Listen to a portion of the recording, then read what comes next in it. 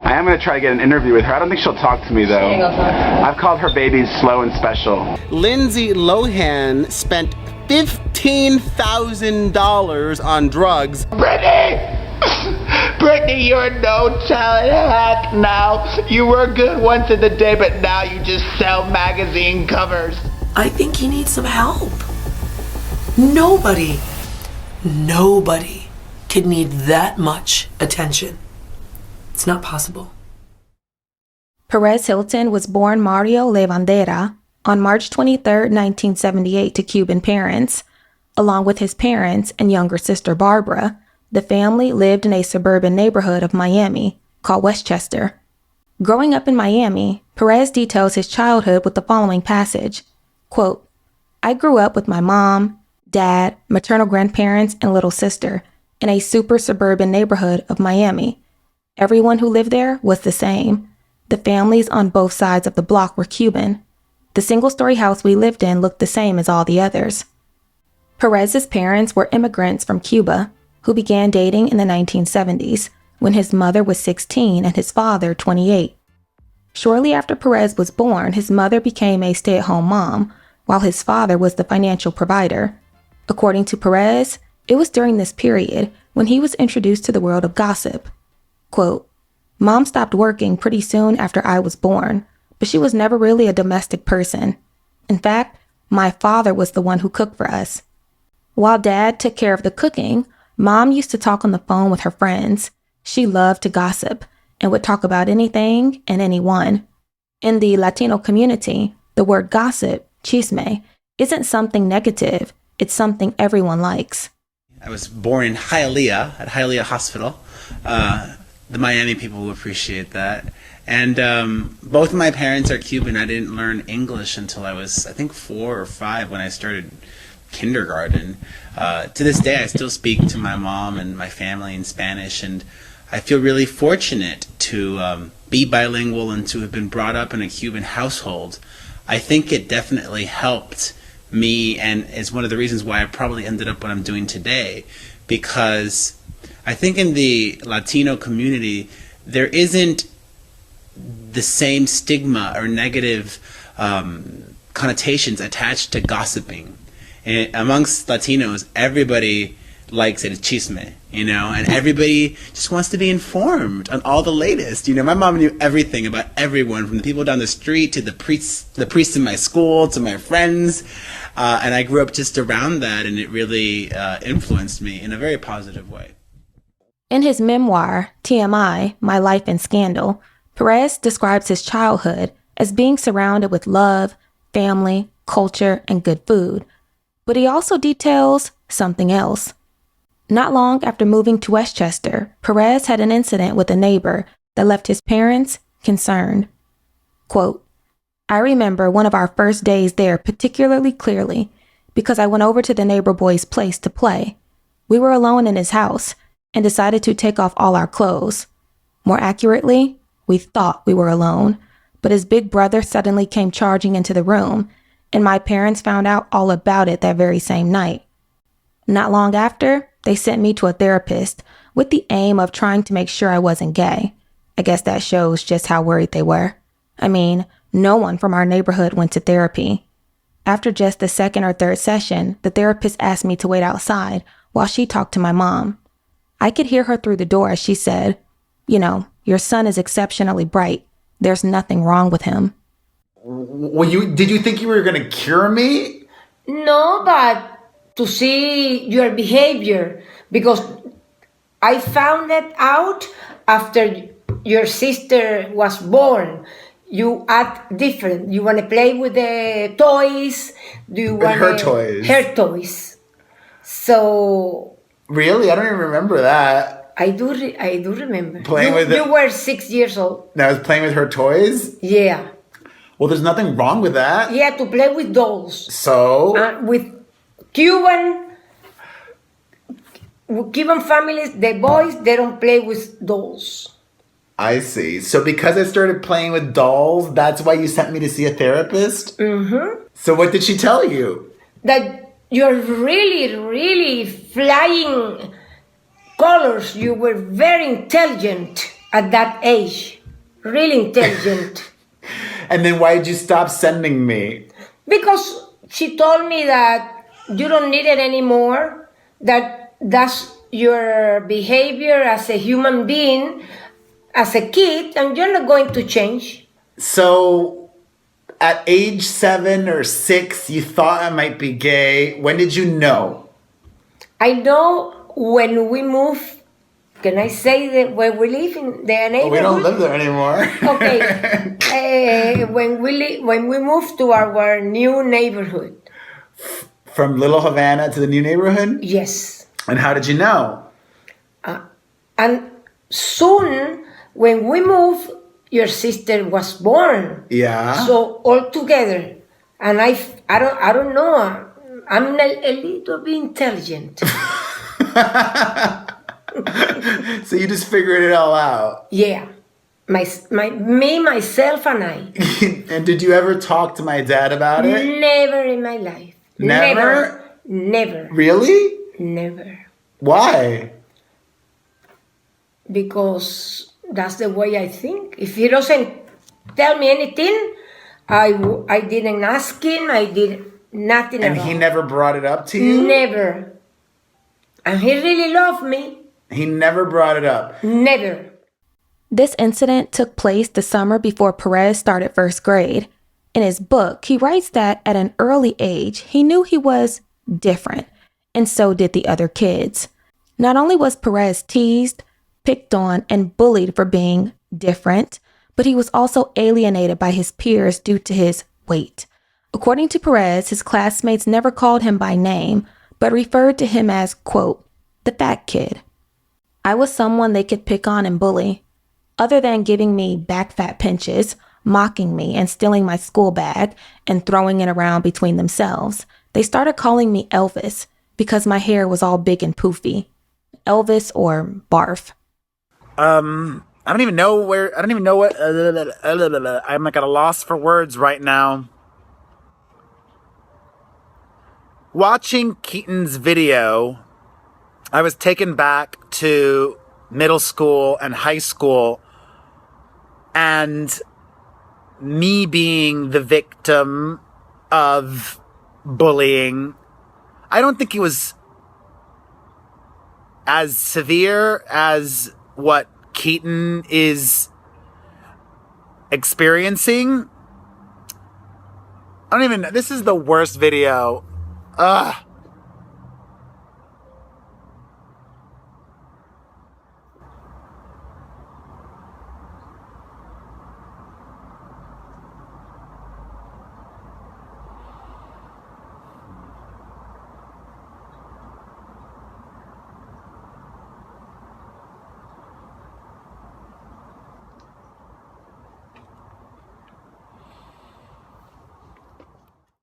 Perez faced constant humiliation at school. There was no relief from it. As soon as school was over, Perez would rush home and lock himself in his bedroom, where he would indulge in an endless amount of junk food. During these transformative years, Perez became more introverted and isolated, not having one friend to count on. When he entered 6th grade, his parents enrolled him in a strict Jesuit all-boys school, which only inflamed the bullying that Perez had to endure. His sexual orientation was a big topic of discussion amongst his peers, and according to Perez, it was beyond taboo within the Latino community. Quote, the older I got, the worse the bullying became. The problem was that I couldn't come out, particularly not once I started 6th grade and began attending a strict all-boys school where you had to wear uniform and go to mass, and where 95% of the students were Latino. During the 1990s, no one ever talked to us about homosexuality at school. Back then, Latino culture as a whole was incredibly machista, and that meant it was okay to say bad things about gay people, even if they were members of your own family. I remember hearing my relatives talk about another gay relative, saying that they didn't want him in the swimming pool because he had AIDS, and they were worried the kids might catch it. The reason I remember that occasion so clearly is because just a week or so later, I asked my parents if I could start taking piano lessons. It was the fall of 6th grade. Mom just stared at me before clearly explaining that piano lessons were something little girls did. The very next week, she and Dad enrolled me in judo class instead. Being gay in the 80s, in the It's hard Latino there. community, they would have a lot of... What were the thoughts of adults towards gay people then? That they think that they are different than the other people. They act different. And there was AIDS then, and there was not as much education and information. Oh, no, not at all. I remember that we had some family friend or relative that had AIDS, right? Yeah. Oh, yes. We don't need to mention his name. I know. He passed out. He passed away. Oh. But I would hear, it's like... But not in my house. He can go to my house. It's like all of these things informed me growing up, and that this is why it was hard for me. And this is why I think recently when I not jokingly said the statement about my son going to dance class, it's like I really struggled, and it was hard for me to be and accept gayness in the 80s in Miami. I remember this relative, other relatives would not want him to come over, or like there was such a lack of information. But you know him because you met him in my house. There was such he was allowed to go to my There house. was such a lack of information that back then people were afraid. Like they would, if they did let him go to the house, oh, he can't get in the pool. You can't get in the pool with the kids. They would say things like that. Oh, yeah, that's true. In his book, Perez details how his mother was very cold and distant towards him. He describes her as selfish and ungenerous. He recounts an incident where, after asking for food off her plate, she denied him and told him to ask his father, noting that she was so selfish she wouldn't even share food from her plate with him. On another occasion, Perez details how inconsiderate and materialistic she could be, writing, quote, "When I was 13, I'd managed to save up some money after winning a loteria, which was kind of like Cuban bingo. On this particular Thanksgiving, I won $60. That Friday, I went down to the mall and bought a pair of diamond earrings.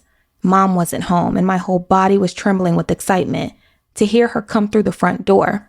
'Happy birthday,' I said, with the box in hand, their diamond earrings. Mom gazed down at the earrings for quite some time without speaking. I took her silence as a sign that she was completely overwhelmed, but then she looked up at me. 'Oh, thank you, but these aren't real diamonds. They're cubic zirconia. I only wear real diamonds.' It was like she had kicked me in the stomach. I couldn't breathe, and it felt like my legs were going to give way beneath me. As my eyes welled up, I wondered why she couldn't just have said, 'Oh, thank you, I love them,' even if she didn't mean it. I managed to hide my disappointment, but I went straight to the bathroom and locked the door, then sat down on the toilet lid and cried. So please, do the right things for now on so you will feel happier. I am doing the right things, but I think is right. Okay, so do it. Keep doing it. And But good your luck. negativity is bringing me down. I'm sorry, baby. You're not listening. You don't sound sorry. You sound condescending. No. That's the way I see life. In a negative way? No. I'm not a negative person. If I tell you something because that's the way I think. Okay, well, I'm telling you. I'm hearing only negative things from you. Not only negative. Well, that's what it seems like to me. Maybe to you, but So- it's not the truth. Yes, it is. You gotta tell me more positive things. Listen, don't you only want to hear nice things? No. but- Sometimes I think that you're not right, and I have to tell you that what I think. Yes, and that's important. But it's also important to recognize the good things I'm doing and the right things I'm doing and acknowledge them. And my sister's just as bad as you are. No, why?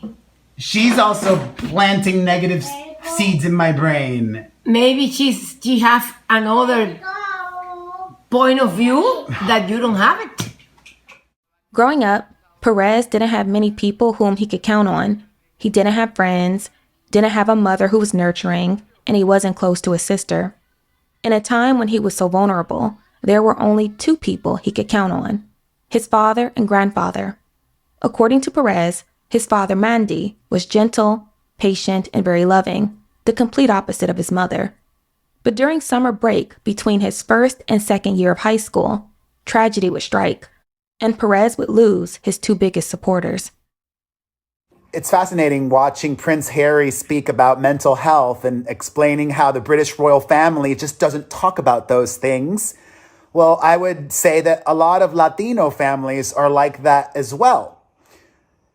Especially in the 90s, when my dad died, early 90s. You know, if I was married and my husband died suddenly, like my dad died of an aneurysm, unexpected, I would put my kids into therapy just to help them in ways that I could not help them. I escaped reality and I drowned myself in TV and in pop culture in an unhealthy way. Because I did really well in school, I would get home from school at like 2:30 or 3, and I would watch TV after my dad died every day until 1 or 1:30 in the morning. That's not healthy. With the passing of his grandfather and then father, Perez would spend the subsequent years in silence. He didn't grieve, acknowledge, nor process their deaths. According to Perez, he buried the whole thing and completely detached. His mother wasn't of much help, as she also had to deal with the passing of her father and husband, and according to Perez, it was a huge blow. Quote, "It was like the light in her eyes went out, and her personality seemed to fundamentally change. She went from being a chatty, lively woman to someone who was quiet and withdrawn. She also stopped eating. The thing you need to know is that Mom really loved my dad. I'm actually convinced that she loved him more than she loved me or my sister. And if God had given her the option of letting me die instead, I'm sure she would have taken it. On top of being utterly passive and stick thin, she was also diagnosed with type 2 diabetes and lost most of her hair. In Latino culture back then, no one ever really talked about their feelings."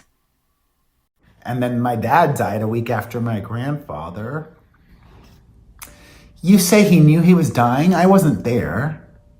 At the end, he told me, for now on, please, don't cry. You're going to be the father and the mother of our kids. That was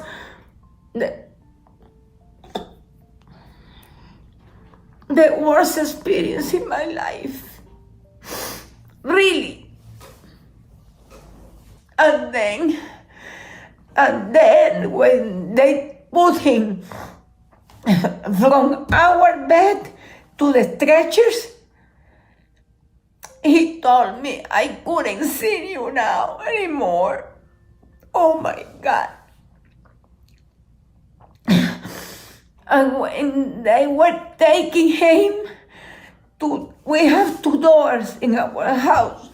One, a beautiful door, decorated, and the second one was iron door. When he stepped to the second step to go out, at that moment he was dying there, down there, with my hands. He was dying at that moment. That's why I never get married again, and I won't. I'm never going to change my last name. Never again. Never. I met him when I was 15 years old. He was everything for me. He was my husband, my sweetie pie, my friend, my love baby. And I still remember him every day.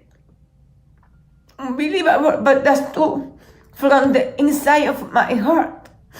Sometimes I think if he were here with me, he will love so much his granddaughters and his grandchildren's. Upon graduating high school as a straight A student, Perez wanted out of Miami and made his break to New York City, a mecca for gay men, he called it. It was 1996, and Perez wanted to be an actor. He enrolled at NYU under a scholarship and set out to make it in the Big Apple. Perez's move to New York was a culture shock.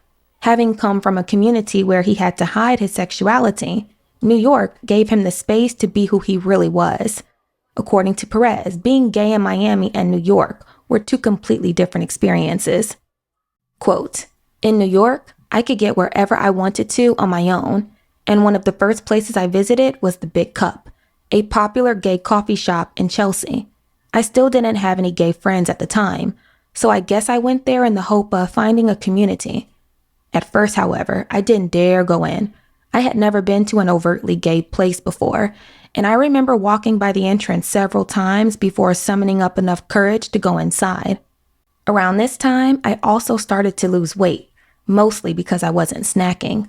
I went from being practically the only gay I knew to being surprised when someone wasn't. As it happened, it was around this time that my little sister began snooping around my room in Miami, where she found all the gay adult films. She took them straight to my mom. I have no idea whether mom had known all along, but she certainly knew now. And when I went home for Christmas, she brought it up in the car, on the way home from the airport. She wasn't understanding. She wasn't angry or sad. All she said was, 'You're my son, and I love you. Because I have to.'" I think you were accepting enough at first when we had the discussion, but I'm sure you still had your reservations and fears, and it was a different time in the 90s. I remember the conversation when my mom and I spoke about me and coming out. This is what my mom told me. She said, do you remember? That I always love you and I have to accept you the way you are.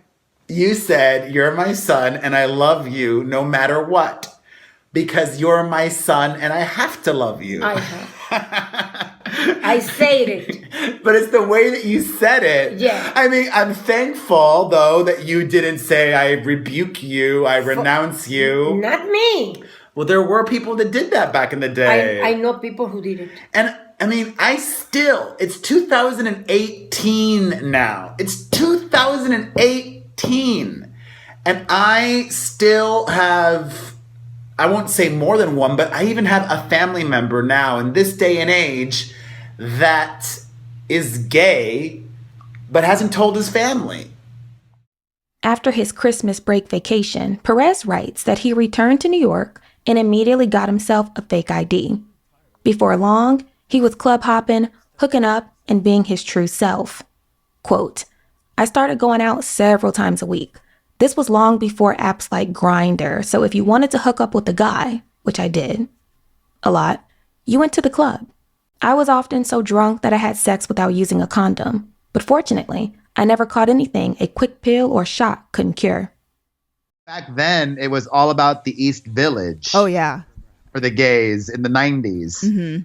Now it's changed. Now the gay scene has moved. There's still some gay hotspots in the East Village. Well, that's what I love about New York City is that the entire city is gay. Like, yeah, there is no one gay neighborhood. Every neighborhood has their gay establishments.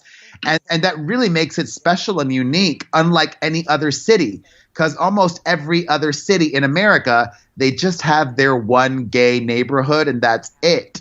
But Manhattan, it's like the East Village, the Hell's Kitchen, Chelsea, the West Village, Williamsburg. Like it is the gay mecca of America. And that's why I was also drawn to it, because I lived a closeted life in Miami and I wanted to go to the gay mecca. Back then in the 90s, the gay bars would have a dark room. Yes. Oh my God. Yeah, just like, remember, did you watch Queer as Folk? Like, in Babylon and Queer as Folk, the club there, like exactly like that.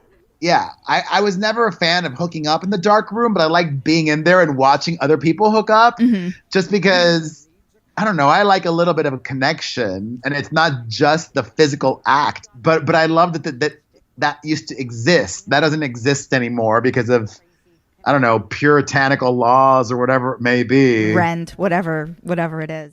Perez would spend the next few years in New York City working various odd jobs and racking up lots of debt.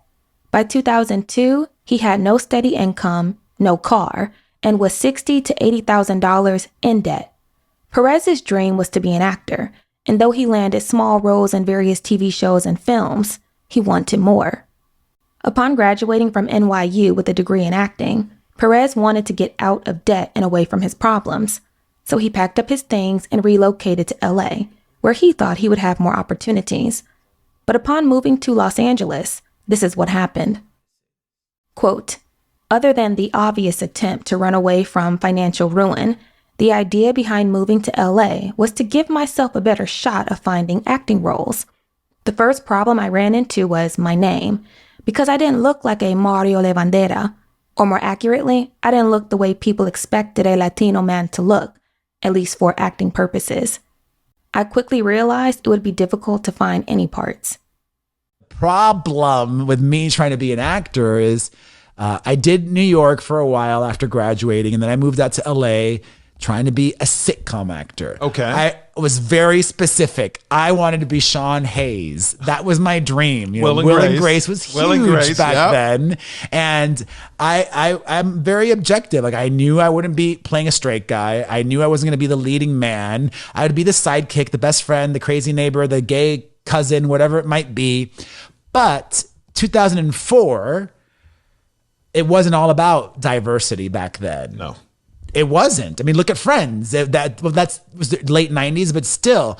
So I would go out on auditions, and my legal name is Mario Lavandera, but I read white. So they're not going to cast me for a Latino part, and they're really not going to cast me for a non-Latino part either, because I should have changed my name, but I didn't.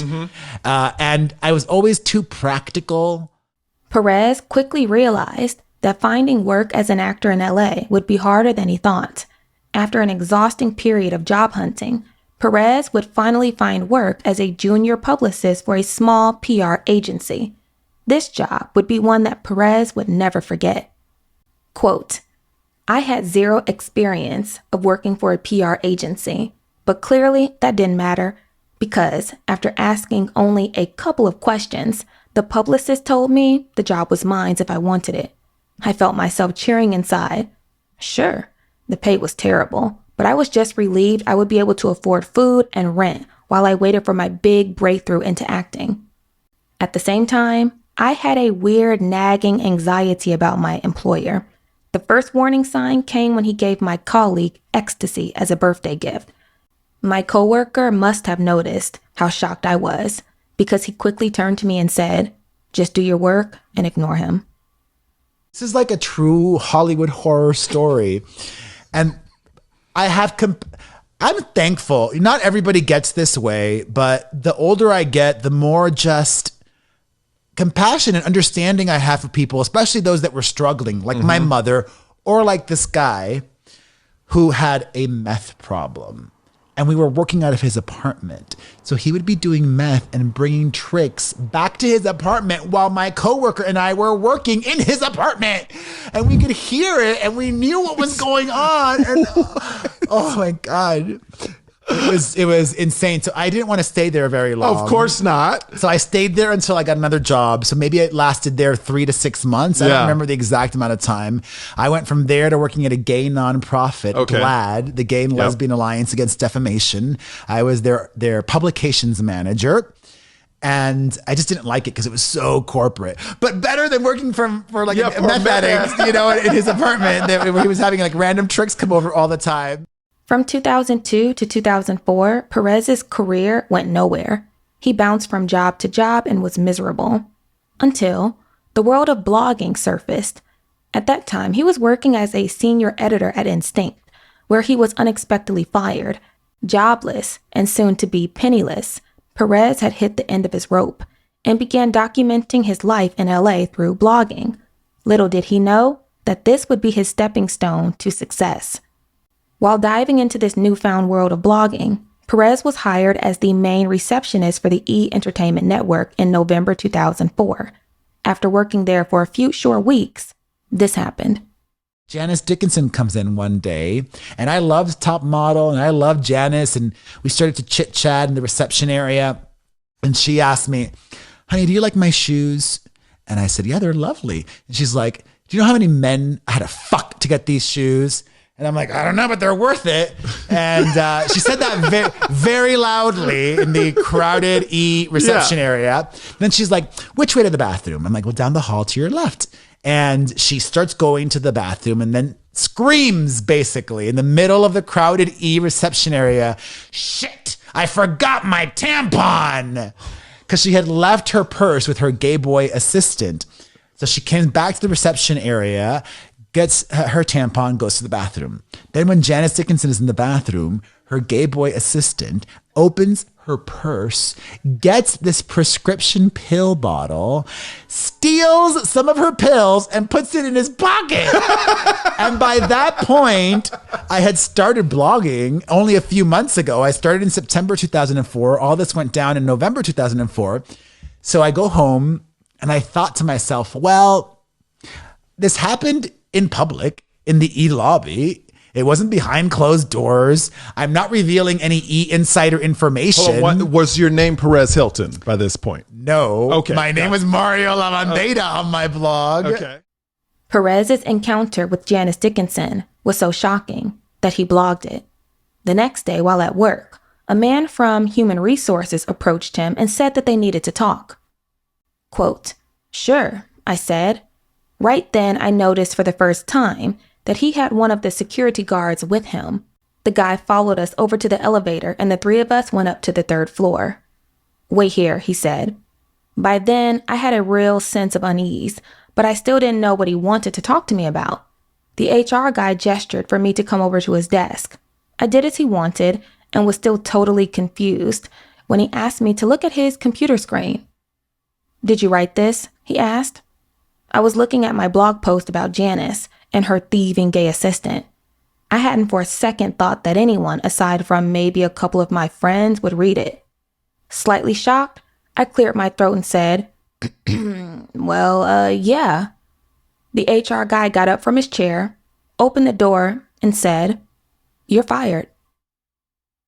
So the next day after writing up that Janice was in there, this hot, gay, blonde HR dude comes with a security guard to bring me into his office and tell me you're fired. So by that point, I was like, shit, well, fuck LA. I'm moving back to New York where even with just 2 roommates, if I moved back to my Still making apartment, money. I'm not making money, but I was breaking even. Okay. So I barely even had to get a job. Upon being fired from 2 jobs back to back, Perez packed up his belongings and moved back to New York. Though his blog post got him fired from his job, it wouldn't be enough to make him completely give up on it. Perez had always had an interest in pop culture and realized that his blog had some potential. Perhaps, instead of being an actor, he could be the person that wrote about them. Perez's blog started gaining some attention upon his return to New York, but he wasn't making any money from it just yet. It was 2005 when Perez returned to New York. Upon his arrival, he was offered a permanent position at Star, the tabloid magazine. Quote, at Star, you just had to follow orders. At the time I began working there, a huge celebrity story about Renee Zellweger and country singer Kenny Chesney was dominating the headlines. There was speculation that they were going to get married. Mario, I want you to follow every single step Renee and Kenny take, my boss demanded. You want me to stalk them? I asked, half joking and half serious.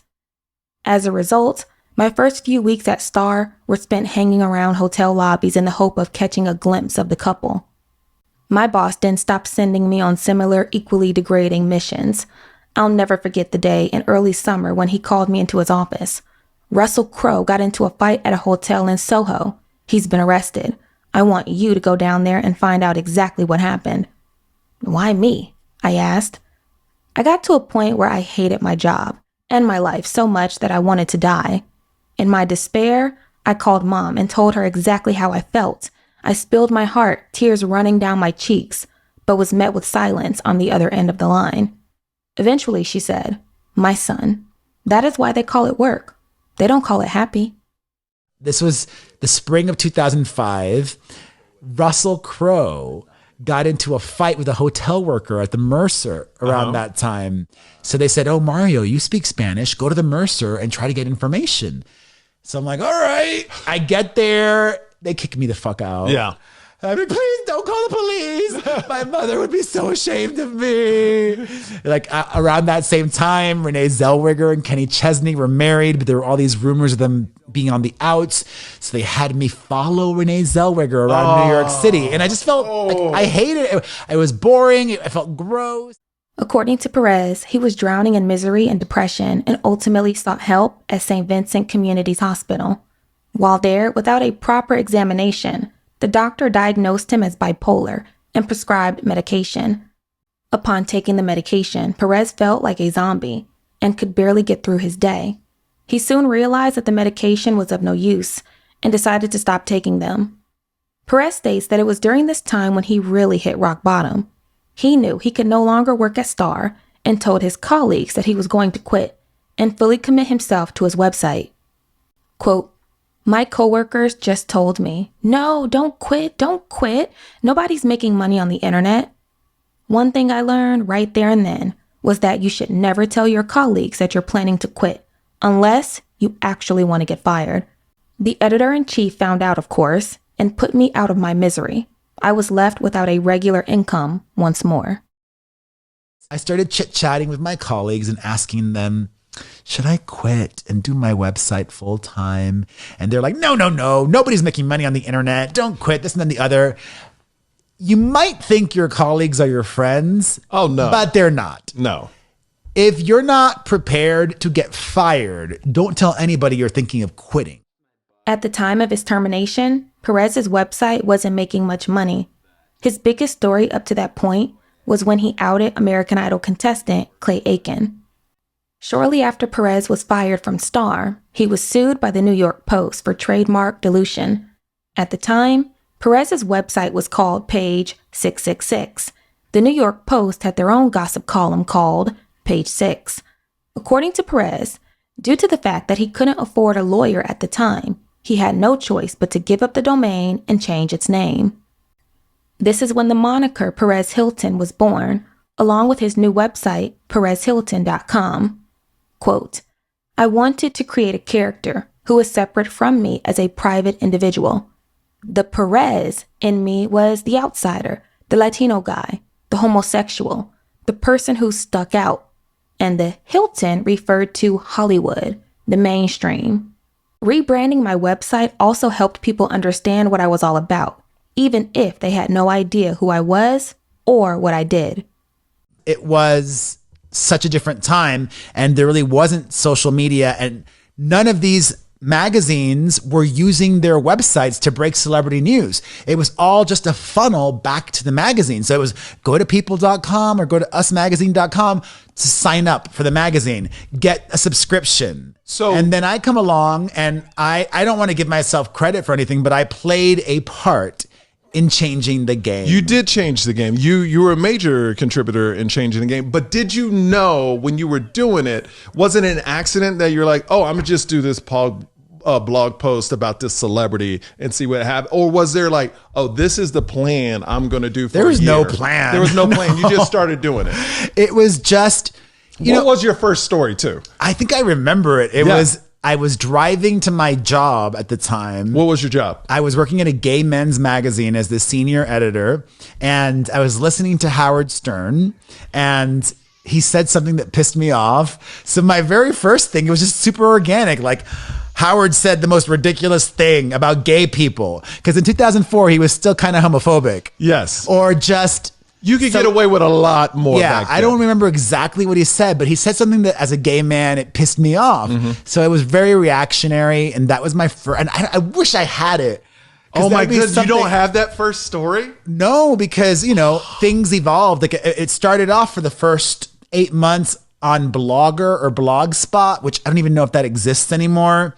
And then eventually I got my own website. Upon the birth of his pseudonym and rebranding of his content, Perez moved forward with his goal to become the biggest celebrity blogger. At the time, there wasn't much competition, so Perez gave it everything he had.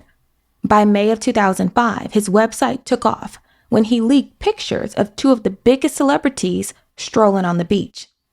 Quote, "In May 2005, my entire site crashed. It happened around the time Brad Pitt and Angelina Jolie went public with their relationship. A very strategic decision on their part, or more specifically, on Angelina's. I had a source who worked as a journalist for one of the top celebrity magazines in the UK, and he told me about both the trip and the photographs, which were obviously in huge demand. That same day, I published a story about Brad and Angelina's vacation on my website. The same source leaked the images to me, and before long, I had published them on my site before anyone else. It was a global scoop. With my new public persona in place, things finally started happening for me. And in late 2005, I moved back to Los Angeles with a better apartment and a better outlook." It was all about Brad Pitt and Angelina Jolie. It was Brangelina Mania. And actually, Perez Hilton, was the one that came up with that nickname, Brangelina. I never got credit for that. Oh my God. And it's okay. But I dubbed them Brangelina and it stuck. Unfortunately, they didn't stick. But I remember I was the first media outlet in the world to publish the official photos of them in their coming out as a couple. Mm-hmm. They went to a beach in Africa and staged paparazzi photos. And so did you have a connection with the photographer? Like, how did you get the photo? I talk about that in the book. Oh my God, you won't tell me here? Come on. Well, I'll tell you that it was quite scandalous how I got in possession of the photos. And it ended up crashing my website because nobody else had them. I did. It was wild. You had them. You owned the entire market. Yeah. It was also the wild, wild west back in 2005. You know, I had no idea what I was doing. Everything was new. Upon his return to LA, Perez set up his office at a Coffee Bean and Tea Leaf on Sunset in Fairfax. That would be his home away from home, where he spent countless hours breaking celebrity stories, doodling on their pictures, and giving them nicknames. The more stories Perez broke, the more money he made. Eventually, he began to make a living from his work. Not only was Perez's website exploding, but he was also making friends with certain celebrities, which would ultimately have Perez stuck between a rock and a hard place. Quote, "Someone I hung out with a lot around this time was Amanda Bynes. She was only 19 when I first met her, but she was already an established star. In the fall of 2005, when she sent me a message to say she was a fan of my site, I was beside myself. Just a few years later, Amanda spiraled completely out of control. She went from being the perfect friend I could go out to with dinner at any time, who I could call to talk about nothing in particular, to entering the same self-destructive, unpredictable patterns of substance abuse as so many other young stars. As a result, we didn't just drift apart, we actually fell out. Once Amanda lost control and began causing scandal after another, it became virtually impossible for me not to report on it. Amanda was acting out very publicly, and it wasn't a one-off. Before long, all the bridges between us were fully and irreversibly burned." And then there were the celebrities that I was friendly with that just came to visit me, like Amanda Bynes, who I would have never predicted her life and career to end up the way that it did. She was super normal and super lovely. What do you think happened? I'm inclined to believe her and what she said happened, which is most people, if they smoke weed, marijuana, they have a certain type of reaction to it. Then a few select people that might have underlying mental health issues like bipolar, borderline personality, schizophrenia, whatever, if they smoke weed regularly, it could trigger that. And she said that for her, things really started to go sour with heavy weed smoking. And she was honest. She said, I also dabbled in this and dabbled in that, but it was the weed smoking for her, she said. And I don't know. I've read from other sources, from medical professionals, that could be true, that is true in some cases. Yeah. It was quite common for Perez to find himself having to break stories about celebrities that he grew quite fond of. But no matter the struggle, Perez was determined to be the best in the industry. According to Perez, he began attending all of the Hollywood parties, hosted various events and red carpets, and really began to make a name for himself in the industry as the top celebrity news outlet. By the end of 2006, Perez was sitting on a gold mine when his website received millions of hits a day. 2007 promised to be a big year for Perez, but before he would ring in the new year, this happened. Quote, it was December 31st, 2006, and I was in New York City to co-host MTV's New Year's Eve from Times Square. After hosting, I went to a club in Chelsea. Jessica Simpson was there with her boyfriend, John Mayer. I had met Jessica before, and I knew she really loved to drink. A lot. Her sister was the same. Her mom and dad too. The whole family really loved drinking. A lot. I'd never met John before, but the minute Jessica introduced us, he began chatting to me. He leaned into me and said, I like to watch gay adult films, you know. Oh, really? I took a quick sip of my drink to hide how surprised I was. Yeah, he said, my favorite gay film star is Brent Corrigan. He really turns me on. Everything happened very quickly after that. John leaned in close and pushed his tongue into my mouth, and before I knew what was happening, he was full on making out with me. But as John and I made out, I kept glancing over to Jessica, who was staring at us, frozen. And this was back when Jessica was with her brunette hair, which she has not done that often. And he was drinking the brown liquors, which are hardcore. I don't know what it was. I'm not a brown liquor fan.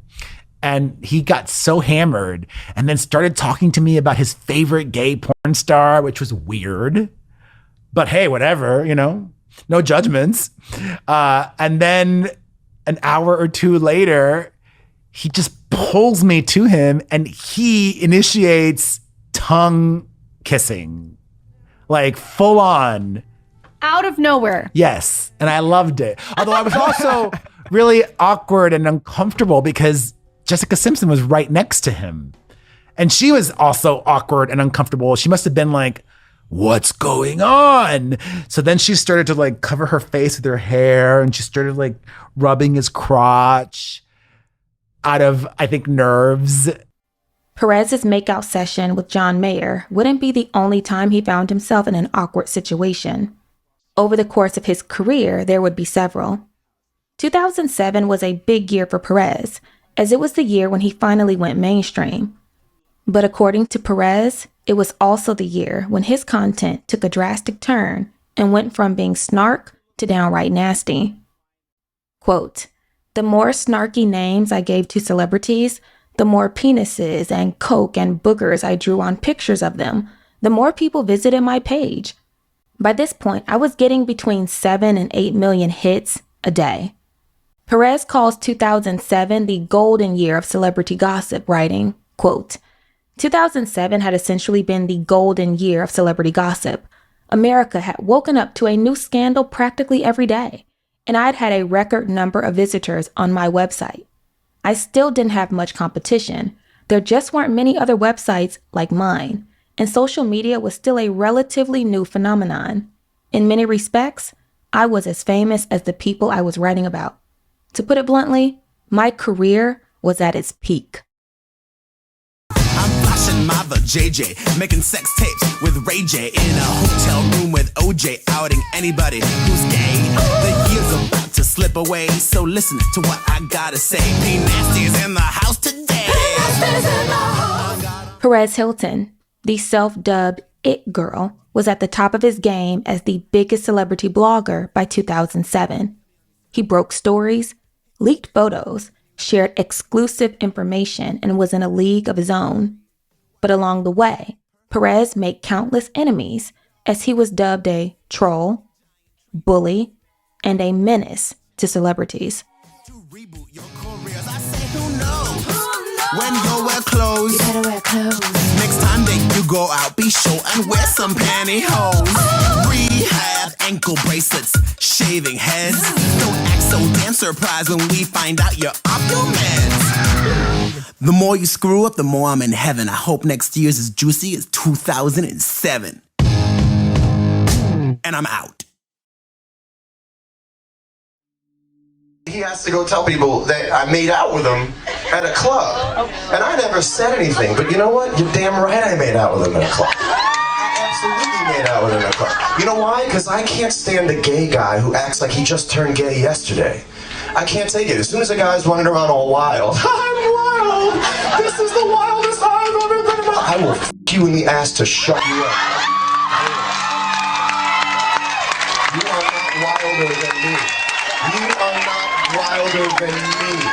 Once you challenge me, I will go ass to mouth with you, just to shut you up. I'm so wild. First of all, I was thinking about going gay until you turned into the spokesperson. Actually, I was thinking about going gay. I can't lie. I was thinking about going gay because every man has thought about going gay. It's usually like, you know, the middle of the night, like 2:23 in the morning. You wake up. Oh, cock, interesting.